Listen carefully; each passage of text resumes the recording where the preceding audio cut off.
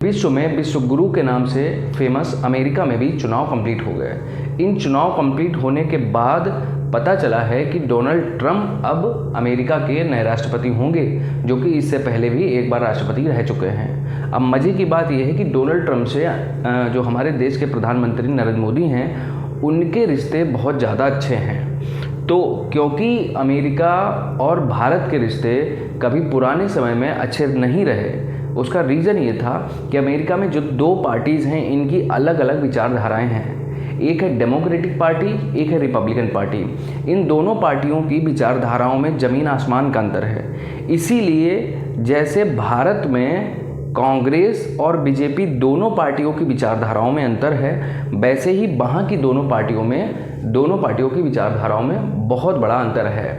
तो जब Donald Trump के जीतने की घोषणा हुई, तो इस दुनिया में जो सबसे खुश इंसान था वो थे हमारे प्रधानमंत्री जी, जिनका नाम है नरेंद्र मोदी। अब अमेरिका में चुनाव कंप्लीट हो गया, डोनाल्ड ट्रंप बन गए हैं अमेरिका के नए राष्ट्रपति। अब मज़े की बात यह है कि राष्ट्रपति की घोषणा होती है दिसंबर में, अभी चल रहा है नवंबर। लेकिन अब आप लोग ये समझिए कि पहले से कैसे प्रेडिक्शन कर दी जाती है कि अमेरिका के नए राष्ट्रपति डोनाल्ड ट्रंप ही होंगे।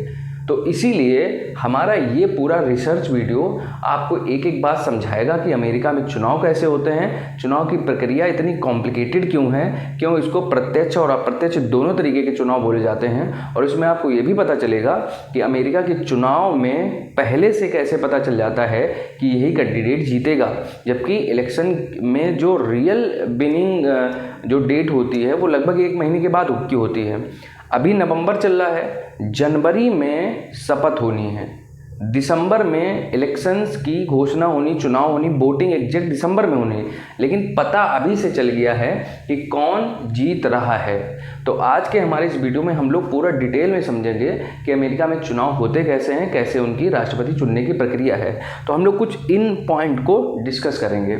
सबसे पहले तो जो 2 मेजर पार्टीज़ हैं अमेरिका में, जिनके बीच में प्रेसिडेंट यानी राष्ट्रपति के चुनाव के लिए जो कैंडिडेट खड़े किए जाते हैं, उसके हिसाब से इसमें जो डायरेक्ट और इनडायरेक्ट कैसे चुनाव होते हैं, 50 स्टेट जो हैं अमेरिका के, उनमें कौन कौन सी सीटें हैं, किस तरीके से इलेक्टोरल कॉलेज के कैंडिडेट्स को इलेक्ट किया जाता है, कैसे ये फेडरल सिस्टम बनता है, कैसे इनके पसंदीदा मेंबर्स यानी कभी कभी ओपन सोर्स भी वोटिंग रखी जाती है, ये भी पूरा डिस्कस कर लेंगे।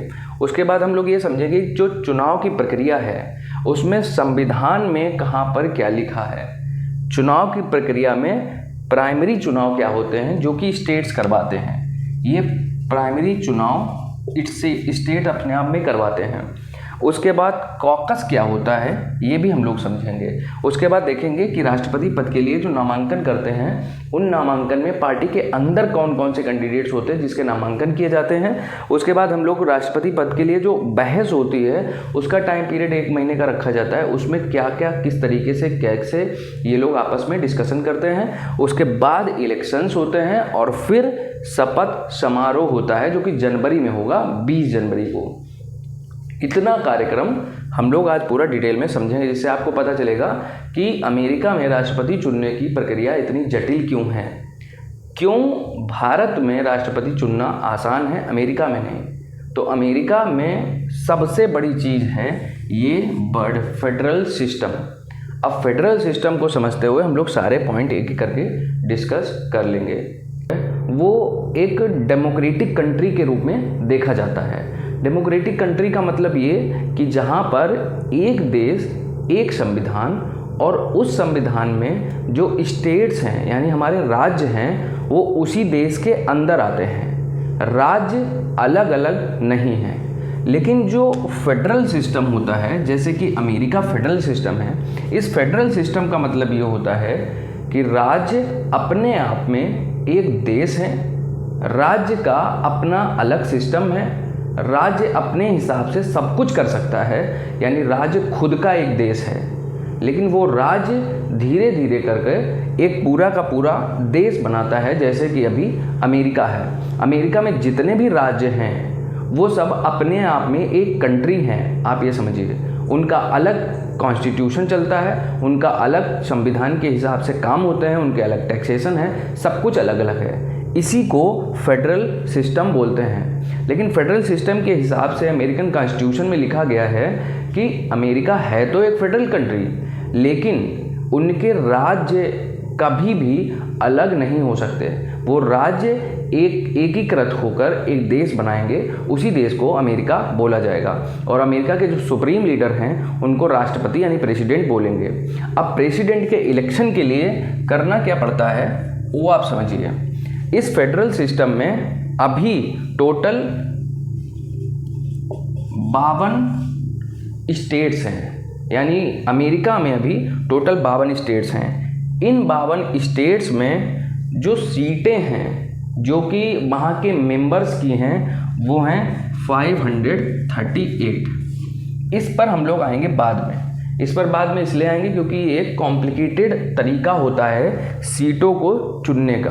अभी हम लोग आते हैं नवंबर महीने के फर्स्ट वीक में। हर 4 साल के बाद अमेरिका में प्रेसिडेंट के चुनाव होते हैं। इस बार जब अमेरिका के प्रेसिडेंट अभी जो बाइडन थे, अभी 4 साल कंप्लीट हुए हैं और नवंबर यानी अभी कल परसों में इलेक्शंस कंप्लीट हो गए, चुनाव कंप्लीट हो गए। चुनाव कंप्लीट हो गए और ये अनाधिकारिक रूप से घोषणा कर दी गई कि डोनाल्ड ट्रंप नए राष्ट्रपति बनेंगे। तो अमेरिका में हैं 2 मेजर पार्टीज़। ये 2 मेजर पार्टीज़ हैं, यानी 2। सबसे पहली जो पार्टी है इसका नाम है रिपब्लिकन पार्टी और दूसरी पार्टी है ये है डेमोक्रेटिक पार्टी। इन दोनों पार्टी में रिपब्लिकन पार्टी की तरफ से जो राष्ट्रपति कैंडिडेट थे वो थे डोनाल्ड ट्रंप, जो इससे पहले भी एक बार राष्ट्रपति रह चुके हैं। डेमोक्रेटिक पार्टी की तरफ से जो कैंडिडेट थी वो थी कमला हैरिस, और कमला हैरिस इससे पहले 22 प्रेसिडेंट रह चुकी थी जब जो बाइडेन प्रेसिडेंट थे। कमला हैरिस और डोनाल्ड ट्रंप के दोनों के बीच में प्रेसिडेंशियल इलेक्शन होता है। इन दोनों में टोटल सीट जो होती हैं वो होती हैं 538। 538 में विनिंग सीट चाहिए होती हैं 270। लेकिन जैसी अपडेट मिल रही है, देखिए अपडेट के हिसाब से डोनाल्ड ट्रंप को लगभग 277 सीटें मिलेंगी। अभी मिली नहीं हैं, ना भी वोट पड़े हैं। जो इनडायरेक्ट वोटिंग हुई है उसमें ऐसा निकल के आ रहा है कि डोनाल्ड ट्रंप को 277 सीट मिलेंगी, क्योंकि इनकी पार्टी के जो कैंडिडेट चुने गए हैं वो 277 चुने गए हैं। अभी मैं आपको समझाता हूँ कि पूरा प्रक्रिया क्या है। पहले हम लोग ये समझ लेते हैं कि डोनाल्ड ट्रंप को 277 मिले हैं और बचे हुए जो वोट्स हैं उसमें से कमला हैरिस को 224 कमला हैरिस को 224 वोट्स मिले हैं जो टोटल वोटिंग हुई उनके हिसाब से। तो अब देखते हैं तो इसके हिसाब से देखा जाए तो Republican candidate Donald Trump winner हो जाते हैं, यानी अब राष्ट्रपति 4 साल के लिए डोनाल्ड ट्रंप हैं। अब आपको समझाते हैं कि ये प्रक्रिया है कैसी, क्योंकि 2 तरीके की वोटिंग होती है। इन दोनों तरीके की वोटिंग में जो पार्टी जीतती है उसका सिस्टम क्या है। तो इसीलिए सबसे पहले के संविधान का जो आर्टिकल 2 है, इस आर्टिकल 2 के कुछ क्लॉजेज हैं। इन क्लॉजेज में जो सबसे मेजर क्लॉज है जो आपको बताता है कि संविधान में चुनाव प्रक्रिया के बारे में कहाँ पे वर्णित है, वो है क्लॉज 2 और 4। और बाद में संविधान का संशोधन करके एक क्लॉज और जोड़ा गया और वो था क्लॉज 3। इन तीनों क्लॉज में अमेरिका में जो राष्ट्रपति का इलेक्शंस है वो कैसे होगा ये बताया गया है। अब आप समझिए, देखिए फेडरल सिस्टम, ये फेडरल सिस्टम में किसी भी देश के अंतर्गत आने वाले सभी राज्य अपना अलग अलग सिस्टम बना के रखते हैं। यानी कि जैसे भारत है, भारत में जितने भी राज्य हैं इन राज्यों का सिस्टम ये है कि राज्य एक तरीके से केंद्र के साथ जुड़े हुए हैं, वो अपना अलग सिस्टम नहीं बना सकते। लेकिन अमेरिका में हर राज्य का अपना अलग अलग सिस्टम है। अगर इनडायरेक्टली बोले तो कहने का मतलब है अमेरिका में जितने राज्य हैं उतने ही देश हैं। अमेरिका का हर राज्य अपने आप में एक देश के बराबर है, क्योंकि वहाँ के हर राज्य में अपने नियम कानून चलते हैं। भारत में जितने भी राज्य हैं वहाँ पर ऐसा नहीं हो सकता। तो फेडरल सिस्टम का मतलब जहाँ पर राज्य अपने काम करने के लिए स्वतंत्र हों और वो किसी देश के कानून से बंधे ना हों। लेकिन अमेरिका के संविधान में ऐसे कुछ क्लॉज लिखे गए जिसके हिसाब से बताया गया कि अमेरिका के सभी राज्य अमेरिका को ही डिनोट करेंगे, अमेरिका के साथ रहेंगे और अमेरिका को एक डेमोक्रेटिक कंट्री के हिसाब से देखा जाएगा, जिसमें राज्य जो हैं वो किसी देश के अंदर आते हैं। फेडरल सिस्टम में 2 टाइप की वोटिंग होती है। हर राज्य, पहले तो आप ये समझ लीजिए कि अमेरिका में टोटल 50 राज्य हैं और इन 50 राज्यों का अपना अलग सिस्टम है। यहाँ पर अपने अलग तरीके के चुनाव होते हैं, अलग तरीके की इलेक्टेड सीटें होती हैं, अलग तरीके के, जैसे यहाँ पर हमारे यहाँ पर मुख्यमंत्री होता है राज्यों में, वैसे इनके यहाँ पर भी अलग अलग रिप्रेजेंटेटिव राज्यों के होते हैं। वो अपना राज्य का सिस्टम अपने तरीके से चलाते हैं। अब 50 राज्य हो गए, ठीक है। अब इन्होंने अपने अंदर वोटिंग इलेक्शंस कैसे कराने हैं वो इनका काम है। यानी राज्यों पर ये निर्भर करता है कि वो अपने यहाँ पर वोटिंग कैसे कराते हैं। अब देखिए, अब राज्य जो हैं 2 तरीके की वोटिंग कराएंगे। एक तो कराएंगे अपनी इंटरनल वोटिंग, यानी कि जो कि होगी ओपन वोटिंग, और दूसरी वोटिंग कराएंगे जो कि कैंडिडेट चूज करने के लिए होती है। इसको हम लोग बोलते हैं इलेक्टोरल वोटिंग। अब 2 तरीके की राज्य वोटिंग कराते हैं। इन्हीं 2 तरीके की वोटिंग के हिसाब से सारा सिस्टम आगे चलता है। तो हम लोग एक एक करके समझते हैं कि ये हुआ क्या है। तो अब हम लोग समझते हैं कि प्राइमरी वोटिंग कैसे होती है और राज्य प्राइमरी वोटिंग कैसे कराना शुरू करते हैं। देखिए, अमेरिका का जो चुनाव होता है एक लंबी प्रक्रिया होती है। ये जनवरी से शुरू होती है और अगली वर्ष की जनवरी तक जाती है। यानी जनवरी में राज्य अपनी वोटिंग कराना शुरू कर देते हैं। 3-4 महीने तक ये वोटिंग करा के कंप्लीट करते हैं। उसके बाद कुछ मेंबर चुने जाते हैं, वो आगे वोटिंग करते हैं। उसके बाद इनडायरेक्टली तरीके से प्रेसिडेंट के इलेक्शंस होते हैं। ये बात करते हैं प्राइमरी चुनाव की। तो प्राइमरी चुनाव के हिसाब से समझिए, अमेरिका में जो राष्ट्रपति चुनने का सिस्टम है ये बड़ा कॉम्प्लिकेटेड है। कॉम्प्लिकेटेड कैसे है? क्योंकि स्टेट जो हैं वो वहाँ के फ्री हैं। स्टेट को ये बोला जाता है कि जब 4 साल पूरे हों उसी साल में, जैसे अगर इस बार नवंबर में 4 साल पूरे हुए हैं, इलेक्शंस होने हैं, तो आप पीछे चले जाइए, नवंबर से जनवरी से स्टार्ट करिए। जनवरी से जून तक आपको अपने हर राज्य में, जो आपके पास 50 राज्य हैं, वहाँ पर इलेक्शंस कराने हैं। और इलेक्शंस कराने के बाद वहाँ से आपको कैंडिडेट्स चूज करने हैं। जैसे मान लीजिए एक कोई स्टेट है, इस स्टेट में कैंडिडेट चूज किए गए और वो 10 भी हो सकते हैं, 12 भी हो सकते हैं, 30 भी हो सकते हैं, 40 भी हो सकते हैं। मान लीजिए कि इस स्टेट में 40 कैंडिडेट्स जो कि ऊपर से नॉमिनेट किए गए हैं, स्टेट की तरफ से नॉमिनेटेड हैं कि हमारे यहाँ से 40 कैंडिडेट हम आपको चुन के देंगे। ये 40 कैंडिडेट यहाँ से इलेक्ट कर लिए जाते हैं। इन्हीं इलेक्टेड कैंडिडेट को हम लोग इलेक्टोरल कैंडिडेट्स बोलते हैं। ये 40 इलेक्टोरल कैंडिडेट्स हो गए। अब आप समझिए, राज्य ने अपने यहाँ चुनाव कराए। चुनाव कराने के बाद जो भी उनके पूर्व में पहले से घोषित जितने भी कैंडिडेट्स हैं वो इनको इलेक्ट करके दे दिए।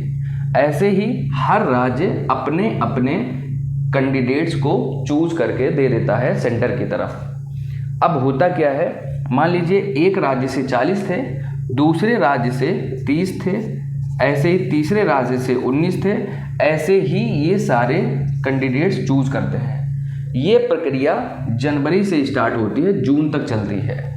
टोटल 50 राज्यों में हमको 538 कैंडिडेट्स चूज करने होते हैं। हर राज्य में जितने इलेक्टोरल कैंडिडेट्स चूज होते हैं वही आगे जाकर वोट करते हैं। यानी कि राज्य के मेंबर्स, यानी राज्य में जितने वोटर्स हैं, ये वोटर्स हैं, इन्होंने डायरेक्ट वोट किया इन कैंडिडेट्स को। इन कैंडिडेट्स ने यहाँ पर कलेक्ट होकर वोटिंग की और वोटिंग करने के बाद ये प्रेसिडेंट के लिए वोट करते हैं। तो अभी आप समझिए, ये हो गए 40, ये 30, ऐसे ही हमको 538 कैंडिडेट्स निकालने हैं। इस प्रक्रिया को प्राइमरी चुनाव बोला जाता है। यानी इस पूरी प्रक्रिया में इलेक्टोरल कैंडिडेट्स निकालने में हमको लगभग जनवरी से लेकर जून तक यानी 6 महीने का समय लग जाता है। जैसे 50 राज्य, उन राज्यों में जो कैलिफोर्निया है, इसके पास टोटल इलेक्टोरल वोटर्स जो हैं या इलेक्टोरल जो मेंबर्स हैं वो हैं 55। ऐसे टेक्सास के पास 38 हैं, फ्लोरिडा के पास 29 हैं और न्यूयॉर्क के पास 29 हैं। ऐसे ही धीरे धीरे मिलाकर ये बनते हैं 538। और इन 538 में जो विनर कैंडिडेट है उसको चाहिए होते हैं 270। इन 270 को जीतने के लिए, यानी इन जो वोटर्स हैं, जो इलेक्टोरल वोटर्स हैं, उनको जीतने के लिए चाहिए होता है इन स्टेट का सपोर्ट। इसीलिए अमेरिका के चुनाव में ये स्टेट सबसे ज़्यादा मैटर करते हैं और जितने भी प्रेसिडेंशियल कैंडिडेट होते हैं वो यहीं स्टेट्स पर ज़्यादा फोकस करते हैं। अब आप ये समझिए कि ये सिस्टम है कैसे। देखिए, स्टेट अपने आप में चुनाव करा लेता है। स्टेट चुनाव कराने के बाद ये कैंडिडेट्स इलेक्ट करके दे देता है। इन कैंडिडेट्स को इलेक्ट करने के बाद बनती है नई प्रक्रिया जिसको बोलते हैं कॉकस। अब आप लोग समझिए कि ये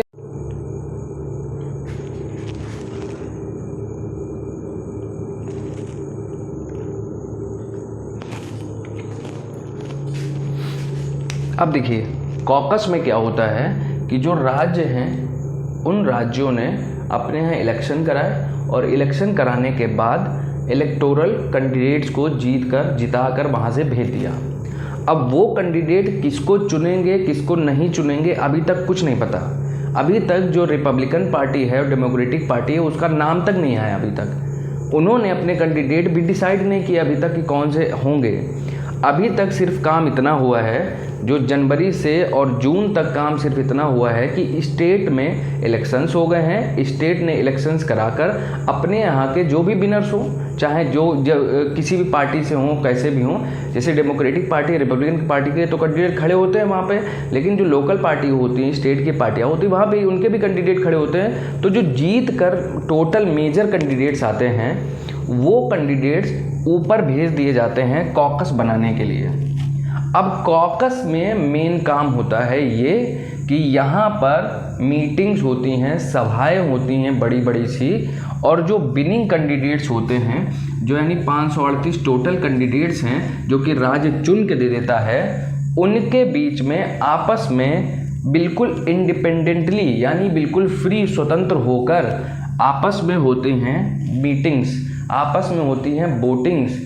इसके बाद ये सेलेक्ट किया जाता है कि जो चुनाव होना है, यानी जो दो मेजर पार्टी हैं, रिपब्लिकन पार्टी और डेमोक्रेटिक पार्टी, इसके जो कैंडिडेट हैं उनके नाम भी अभी पता नहीं होते हैं, लेकिन किसके पक्ष में चुनाव जाएगा ये इस कॉकस से धीरे धीरे पता होने लगता है। क्योंकि इसमें चुने हुए जितने कैंडिडेट्स की जब मीटिंग कराई जाती है तो उनकी विचारधाराओं के लिए, उनकी बातों के लिए उनमें एक बहस होती है कि वो किसके पक्ष में झुकाव रखते हैं। तो ये जो कॉकस होता है, मेन मुद्दा आता है यहाँ पे। प्राइमरी इलेक्शंस के बाद कॉकस में जितनी भी मीटिंग्स होती हैं वो लगभग 60% तक डिसाइड कर देती हैं कि इलेक्शंस किसके पक्ष में है। और ये कॉकस जो है वो जुलाई महीने में स्टार्ट होता है।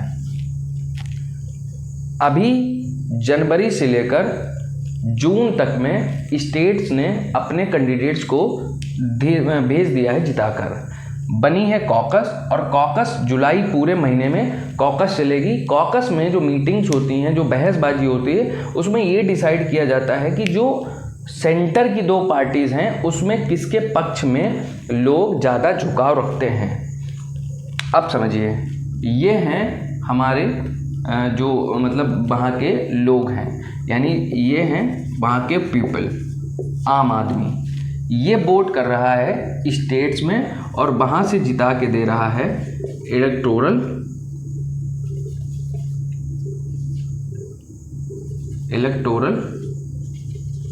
कैंडिडेट्स को। और ये इलेक्टोरल कैंडिडेट्स जो हैं ये आगे बनाते हैं कॉकस, और ये कॉकस मीटिंग्स और सभाएं बुलाती है ये डिसाइड करने के लिए कि जो पार्टीज हैं उनमें किसका नामांकन होगा। अब आते हैं हम लोग नामांकन की प्रक्रिया पर। देखिए, कॉकस में मीटिंग्स चल रही हैं, कॉकस में डिसाइड हो रहा है कि किस पार्टी के विचारधारा को हम लोग समर्थन दे रहे हैं, लेकिन अभी पार्टी ने अपना प्रेसिडेंट कैंडिडेट उतारा नहीं है। अब पार्टी अपना प्रेसिडेंट कैंडिडेट उतारेगी, क्योंकि पार्टी के अंदर भी ये चलता रहता है कि कौन इलेक्शंस लड़ेगा। कॉकस में ये भी डिसाइड किया जाता है कि जो रिपब्लिकन पार्टी है उसके कितने उम्मीदवार हैं, या जो डेमोक्रेटिक पार्टी है उसके अंदर कितने प्रेसिडेंट के उम्मीदवार हैं, या पार्टी ने किसी को अभी इलेक्ट किया है या नहीं। अगर रिपब्लिकन पार्टी कहती है कि हम डोनाल्ड ट्रंप को अपना राष्ट्रपति घोषित करते हैं, जो कि कभी कभार नहीं भी होता है, कभी कभार पार्टियां दो कैंडिडेट को उतार देती हैं कि ये हमारे दो कैंडिडेट हैं, इन दोनों कैंडिडेट में कॉकस डिसाइड कर ले कि कौन से कैंडिडेट उनका फेवरेट है। जैसे मान लीजिए रिपब्लिकन पार्टी ने दो कैंडिडेट प्रेसिडेंशियल के लिए उतारे, दो डेमोक्रेटिक पार्टी ने उतारे, टोटल हो गए 4। कॉकस डिसाइड करेगी कि इन चारों में सबका फेवरेट कौन है। तो कॉकस सितंबर के महीने में शुरू होते हैं नामांकन। देखिए, हर पार्टी अपनी तरफ से 2 लोगों को डिसाइड करती है, एक प्रेसिडेंट, एक वाइस प्रेसिडेंट। ऐसे ही जैसे एक रिपब्लिकन पार्टी, एक डेमोक्रेटिक पार्टी, इन दोनों ने अपने 2 कैंडिडेट्स को उतारा। प्रेसिडेंट को लिए डोनाल्ड ट्रंप और इधर प्रेसिडेंट के लिए कमला हैरिस। अब ये दोनों लोग जाते हैं, कैंपेन करते हैं, और इसी कॉकस के सामने, अब जो डायरेक्ट वोटिंग की है वोटर्स ने, उनके सामने नहीं, ये इसी कॉकस के लोगों के सामने वहीं पर मीटिंग करते हैं, वहीं पर सभाएं करते हैं, वहीं पर डिबेट्स होती हैं, और वहीं पर अपनी विचारधारा को रखते हैं। अगर इनकी विचारधारा से आप लोग सहमत होते हैं तो पता चल जाता है वहीं पर कि झुकाव अभी से किसकी तरफ जा रहा है।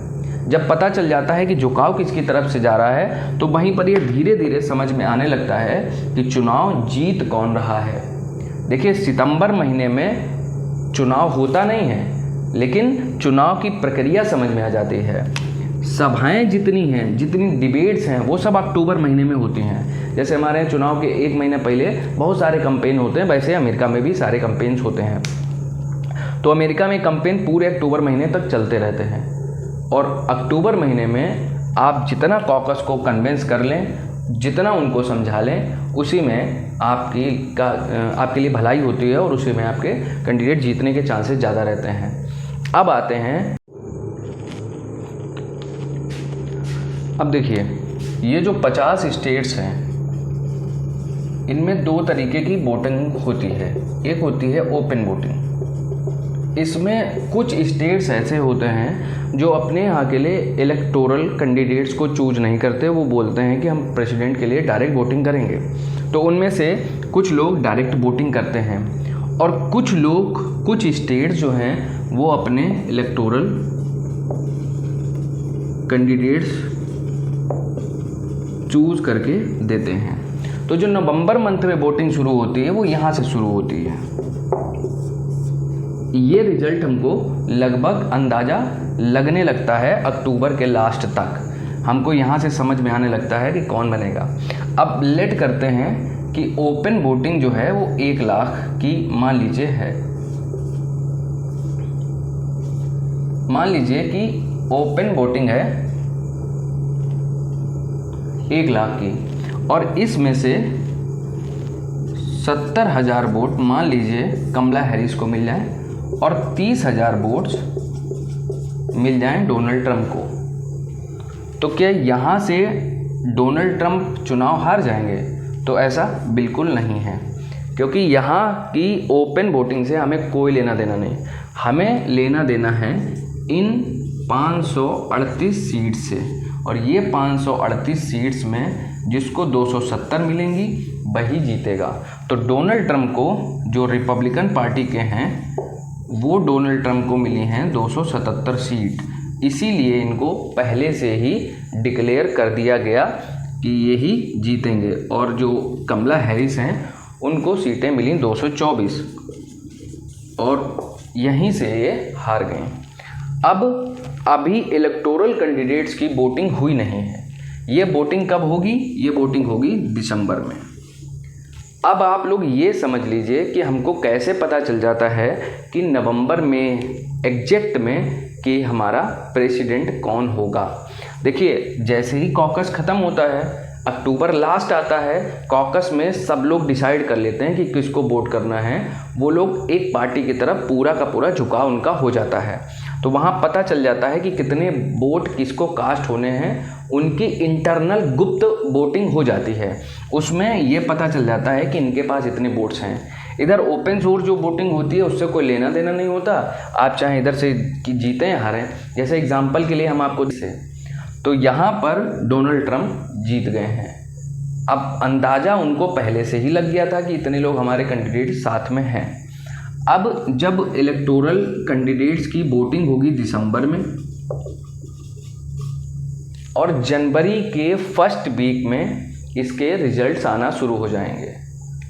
इसीलिए 20 जनवरी को इन लोगों का शपथ समारोह कराया जाता है। देखिए, अमेरिका में 1845 से ये प्रथा चली आ रही है कि जो वहाँ के स्टेट्स हैं, जो 50 स्टेट्स हैं, वो 2 तरीके की, कुछ राज्यों ने कहा क्योंकि हम स्वतंत्र हैं, क्योंकि फेडरल सिस्टम है, तो हम लोग ओपन वोटिंग कराएंगे।